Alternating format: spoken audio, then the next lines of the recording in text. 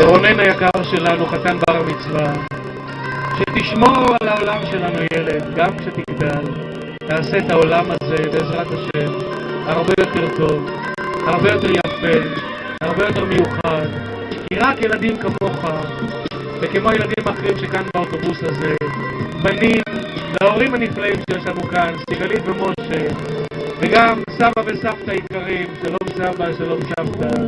גם ילד, יש דברים שאסור לראות, תשמור על העולם ילד.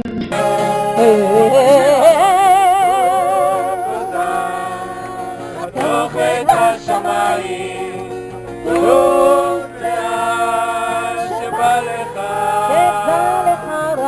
אל תשכח, יש נשר בשמיים ולך, שבא הרגע, אז מחליק קצת בגרון, מחליק קצת בגרון.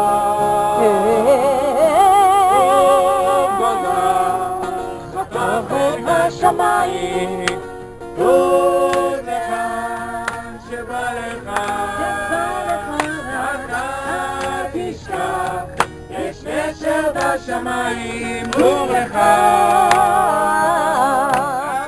אל תשכח, יש נשר בשמיים, טוב לך.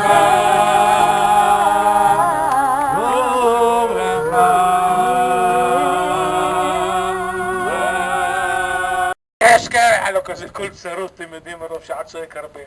ואז הייתה בסגירות, אומרת, לא, תבוא פה, היה הולך אצלה, כמו שאומרים. לוקח את הכובע שלו, רגע, תביא את הכובע שלי, בבקשה.